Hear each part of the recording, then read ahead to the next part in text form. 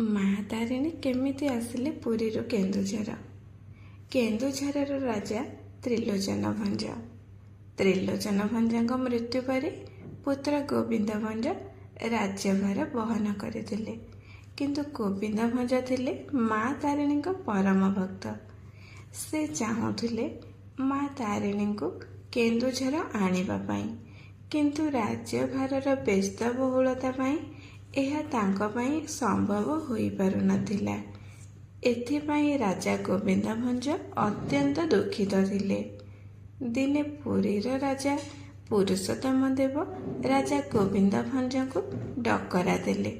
ସେ ଗୋବିନ୍ଦ ଭଞ୍ଜ ଉପରେ ଖୁସି ହୋଇ ତାଙ୍କୁ ଜୟ ଗୋବିନ୍ଦ ଭଞ୍ଜ ମହାରାଜ ଉପାଧି ମଧ୍ୟ ଦେଲେ। ଆଉ କହିଲେ, ପୁରୀ ପାଖରେ ଥିବା ଆଠଗଡ଼ ଅଞ୍ଚଳ ମୁଁ ତୁମକୁ ଦାନ କରୁଛି। ଗୋବିନ୍ଦ ଭଞ୍ଜ କିନ୍ତୁ ପ୍ରତିବାଦରେ କହିଲେ, ମୋତେ ଦେବାକୁ ଚାହୁଁଛନ୍ତି ଯଦି କାଞ୍ଚିରୁ ଆଣିଥିବା ମା ତାରିଣୀକୁ ଦିଅନ୍ତୁ। ମୁଁ ମାଙ୍କୁ ମୋ ସହିତ କେନ୍ଦୁଝର ନେଇଯିବାକୁ ଚାହୁଁଛି। ରାଜା ପୁରୁଷୋତ୍ତମ ଦେବ କହିଲେ, ହେ ରାଜା, ମା ତାରିଣୀ ହେଉଛନ୍ତି ପାତାଳୀ। ସେ ନିଜ ଇଚ୍ଛାରେ ଏଠିକୁ ଆସିଛନ୍ତି। ତୁମେ ତାଙ୍କୁ କେମିତି ଭାବରେ ନେଇଯାଇପାରିବ? ଏହା ଶୁଣି ଗୋବିନ୍ଦ ଭଞ୍ଜ ଦୁଃଖରେ ଭାଙ୍ଗି ପଡ଼ିଲେ। ଆଉ ମା ତାରିଣୀଙ୍କ ପାଖକୁ ଯାଇ ତାଙ୍କର ଦୁଃଖ ଜଣାଇ ତାଙ୍କୁ ପୂଜା ଅର୍ଚ୍ଚନା କଲେ।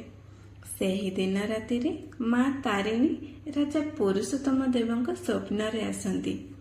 ଆଉ କହନ୍ତି, ରାଜା ଗୋବିନ୍ଦ ହେଉଛି ମୋର ପରମ ଭକ୍ତ। ମୁଁ ତା ସହିତ କେନ୍ଦୁଝର ଯିବି। ତୁମେ ତାକୁ ଅନୁମତି ଦିଅ।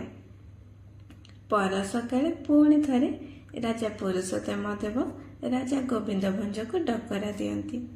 ଆଉ କହନ୍ତି, ହେ ରାଜା ଗୋବିନ୍ଦ, ତୁମେ ମହାନ, ଧନ୍ୟ ତୁମ ଜୀବନ। ମା ତାରିଣୀ ନିଜେ ତୁମ ସହ ଯିବା ପାଇଁ ଇଚ୍ଛା ପ୍ରକାଶ କରିଛନ୍ତି। ଏବେ ତୁମେ ମା ତାରିଣୀଙ୍କୁ ହସ ଖୁସିରେ ତୁମ ସହିତ ନେଇଯାଇପାରିବ। ଏହା ଶୁଣି ଗୋବିନ୍ଦ ଭଞ୍ଜ ଅତ୍ୟନ୍ତ ଖୁସି ହୋଇଯାଆନ୍ତି। କିନ୍ତୁ ମନେ ମନେ ଭାବନ୍ତି ଯେ ମାଙ୍କୁ କେମିତି ଭାବରେ ନେବେ। ଏହାର ଉତ୍ତର ପାଇବା ପାଇଁ ସେ ମା ତାରିଣୀଙ୍କ ପାଖକୁ ଯାଆନ୍ତି ଆଉ ପୂଜା କରନ୍ତି। ସେହି ସମୟରେ ଶୂନ୍ୟବାଣୀ ହୁଏ। ମା କହନ୍ତି, ଶୁଣ ଗୋବିନ୍ଦ, ମୁଁ ଯେମିତି କାଞ୍ଚିରୁ ପୁରୀକୁ ଆସିଥିଲି ସେମିତି ହିଁ ତୋ ସହିତ କେନ୍ଦୁଝର ଯିବି। ତୁ ଆଗେ ଆଗେ ଯାଉଥିବୁ, ମୁଁ ପଛେ ପଛେ ଘୋଡ଼ାରେ ବସି ଆସୁଥିବି। କିନ୍ତୁ ତୁ ପଛକୁ ବୁଲି ମୋତେ ଦେଖିବୁ ନାହିଁ, ନଚେତ୍ ମୁଁ ସେଇଠି ହିଁ ପାଷାଣ ପାଲଟି ଯିବି।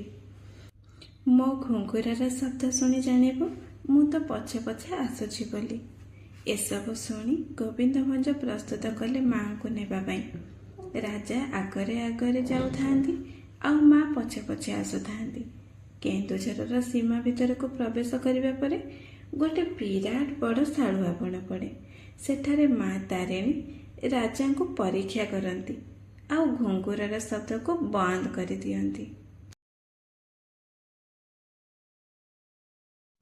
ରାଜା କିନ୍ତୁ ଘୁଙ୍ଗୁରର ଶବ୍ଦ ନ ଶୁଣି ପାରିବାରୁ ବ୍ୟସ୍ତ ହୋଇପଡ଼ିଲେ। ନିଜକୁ ଅଟକାଇ ପାରିଲେ ନାହିଁ। ଆଉ ସେ ପଛକୁ ଚାହିଁଦେଲେ। ମା ତାରିଣୀ ପୂର୍ବରୁ କହିଥିବା କଥା ଅନୁସାରେ ସେ ଶାଳୁ ବଣ ମଧ୍ୟରେ ହିଁ ପଥର ପାଲଟି ଗଲେ। ଆଉ ମା ଶୂନ୍ୟବାଣୀ କରି କହିଲେ, ତୁ ମୋ ମାୟାକୁ ବୁଝି ନ ପାରି ପଛକୁ ଚାହିଁଦେଲୁ। ଆଜିଠୁ ମୋତେ ଏହି ଶାଳ ମୂଳରେ ହିଁ ପୂଜା କରିବୁ। ଆଉ ସେହି ଦିନଠାରୁ ଆଜି ପର୍ଯ୍ୟନ୍ତ ମା ତାରିଣୀ ସେହି ଶାଳୁ ମୂଳରେ ବସି ସାରା ଜଗତର ଦୁଃଖ ହରଣ କରୁଛି।